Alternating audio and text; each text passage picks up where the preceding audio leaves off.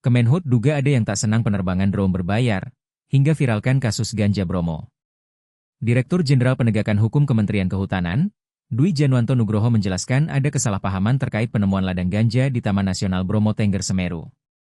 Pasalnya kasus tersebut merupakan perkara tahun lalu yang sudah ditangani oleh Kepolisian Resor Lumajang.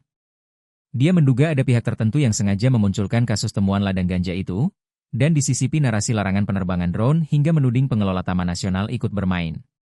Dwi menduga pihak tersebut sengaja memviralkan kasus lama karena tidak puas dengan regulasi wajib pendamping bagi pendaki Gunung Semeru yang berlaku per 23 Desember 2024, dan larangan penerbangan drone di kawasan Taman Nasional.